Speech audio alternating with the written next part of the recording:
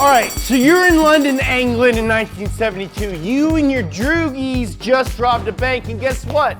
You're the getaway driver, but James, you say, it's 1972. What car do I even drive? Well, you need something comfortable for multiple people, big enough for large amounts of cargo, that handles well enough to go on a track. It's gotta be efficient, versatile, and have lush shag carpets. What you need is a Ford van.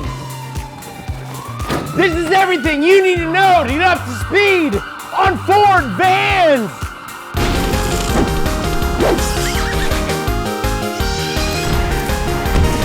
I know you see Ford vans running around every day and you probably don't even notice them. That doesn't seem like it would be an interesting up to speed, but there's a ton about vans that's totally sick. I'm talking furry upholstery, off-roading, hashtag van life, where hot girls live with them in vans somehow.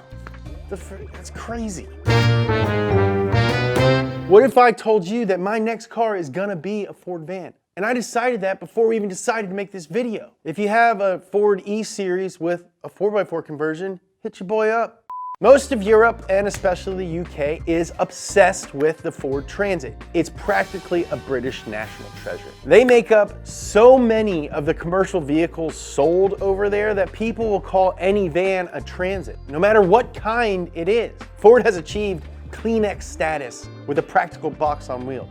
You know, because no matter who makes the tissue, you call it a Kleenex. The idea for a modern do-it-all van started in the 1950s. There wasn't much on the market that could haul a lot of people or stuff that wasn't also excessively big, hard to park, and just generally crappy to drive. The Volkswagen bus was pretty much it. So in 1961, Ford launched a new compact van competitor in the US called Ford Econoline. It was based on the front engine, rear-wheel drive Falcon, one of Ford's small passenger cars. Now, the fact that the engine was up front gave it a huge advantage over its rear engine competitors that had a hump in the back. The Econoline had a totally flat floor all the way from the front to back. Small van buyers didn't want more power, baby. They wanted, more cargo, baby! More cargo, baby! More cargo, baby! And the Econoline can be ordered in a huge number of different configurations to handle any job. So, it was an instant American success.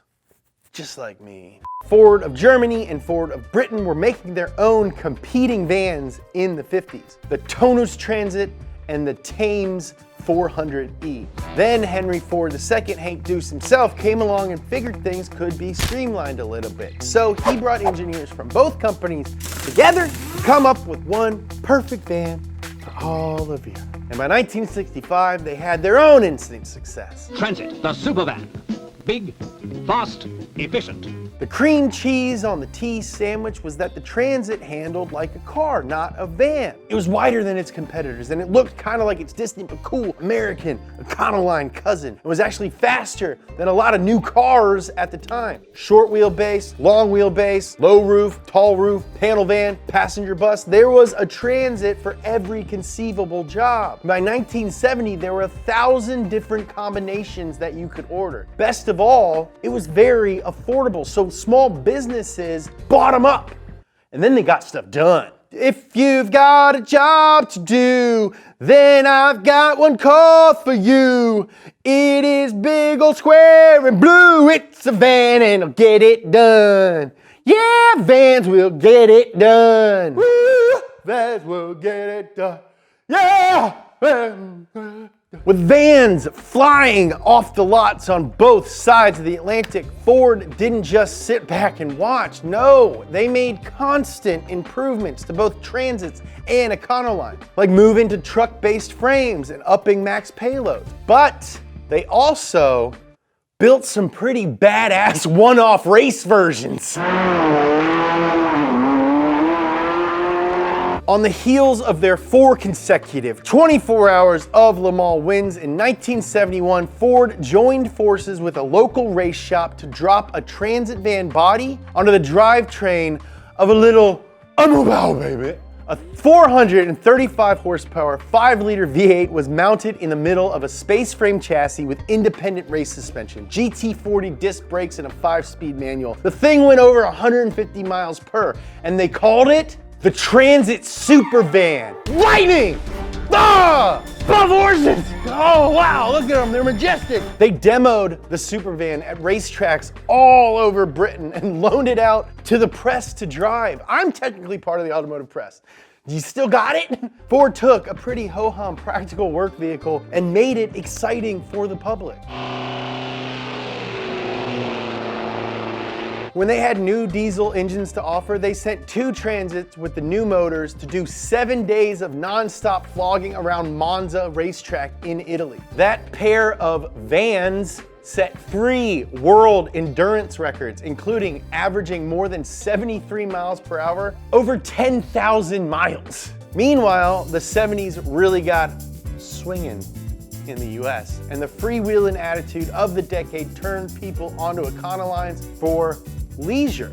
The popularity of conversion vans exploded as families picked them up, threw a mattress in the back, and hauled their dirty, ugly little kids across the country. Meanwhile, younger, single people saw them as a means to more freedom. They got custom paint jobs with groovy stripes and glittery flames. Some painted vessel names like Frito Bandito and Ripped Van Winkle on the sides. The most enthusiastic owners went with airbrushed murals of Wild West, waterfalls, or naked Viking ladies riding unicorns. The insides were fully decked out with swiveling velour captain chairs, shag carpet, fake fireplaces, and even water beds. People took them surfing, they took them on road trips, they took them to concerts. If you wanted somewhere to escape from reality, you just hopped into your bedroom on wheels, closed the curtains, and the rest, ask your parents about it. They became so popular that there were huge van shows and meetups, and the movement got its own name, vanning, the original hashtag van life. Vanning culture slowed down with rising gas prices and a general shift in mood in the 1980s. It didn't slow down sales to regular folks who needed a practical van though. It didn't slow down Ford's race van dreams either, baby, because the motorsports team in the UK put together a new and improved Transit Supervan, and they called it Transit Supervan 2. Yes! Lightning!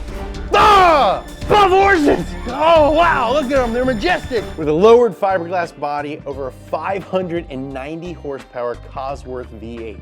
It did 0 to 60 in 3 seconds and 0 to 100 in 6.5. They're almost as fast as modern supercars. To show that it was still practical, they hooked a camper to the back and set a world towing record at 170 miles per hour. Now, apparently the Supervans were good for business because in the mid-90s, Supervan 3 topped them all with a 650 horsepower Cosworth engine out of a Bennington F1 car. Hell yeah, dude! Lightning!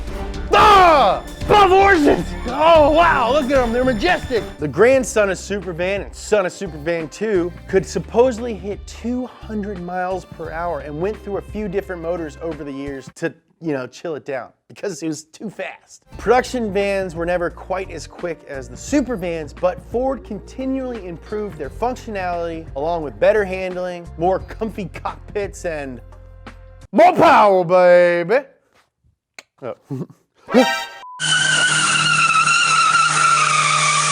In Europe, everything from the smallest mom and pop business to huge corporations with massive fleets bought Ford Transit vans. And by the turn of the millennium, Ford vans had more than proven their reputation for quality, durability, and reliability, which is the most important thing if you're running a small business. All right, guys? At one point, over 60% of the American van market since 1980 was Ford Econoline. More than half of the vans sold in Britain are Transits. And they didn't just do mundane jobs and family vacations, no boy. Transits worked underground in harsh salt mines, crossed the scalding Sahara Desert, hauled service crews and equipment at rally events, and starred in TV shows and movies. Sabine Schmitz almost did a sub 10-minute lap in a stock Ford diesel Transit.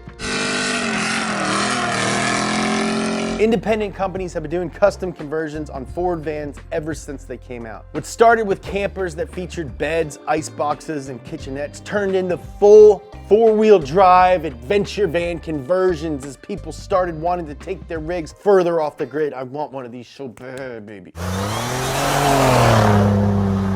If you think it's rad that Jeeps can climb over all kinds of crazy rocks and stuff, just imagine a freaking cabin doing it. Oh, hey, you guys should come over. We're gonna fire up the hot tub and maybe do some bowling. If there's one thing I always say, it's that everything that goes around comes back around sometime or another. Because the vanny movement is back, baby, in full force, only now it's called #vanlife. Real estate prices are higher than ever. And living a stationary, modern, corporate life just isn't for everyone, including me, baby. So lots of people are turning to Ford Transits and use Econolines as full-time living situations. It's huge on YouTube. I should have done that. It seems so much easier than what I decided to do, which requires tons and tons of research and writing. And then it takes 4 days to do an edit. What were we thinking, guys? And now that the Transit has replaced the Econoline in the US with available all-wheel drive, I might add, there aren't many places that you can't go.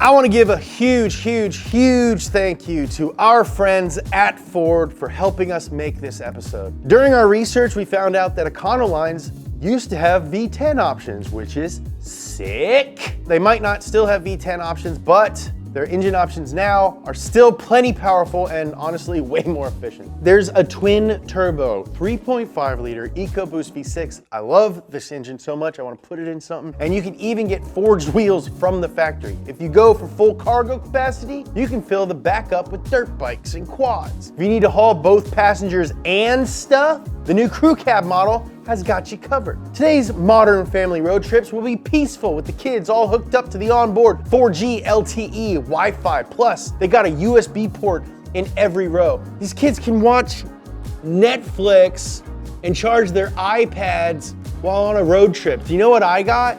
I got watching the sweat fall down my dad's fat neck. If you want to know more about the new Transit, hit the link in the description below. And again, thank you to our literal friends at Ford for helping us make this awesome, awesome episode.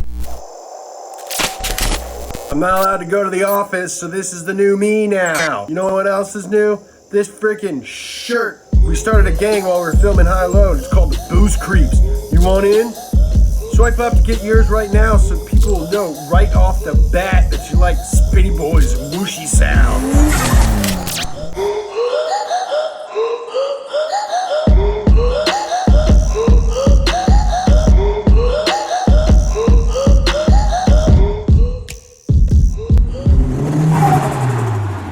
And thank you guys for watching this episode of Up to Speed and supporting what we've been doing at Donut over the last few years. We got a lot more new stuff coming. Make sure you hit that subscribe button and hit the little bell so you don't miss any of it. Follow Donut on all social media at Donut Media. Follow me at James Pumphrey on both Twitter and Instagram. We also have a secondary YouTube channel dedicated entirely to podcasts. Go give that a subscribe and click the bell. Thanks again for watching. I love you.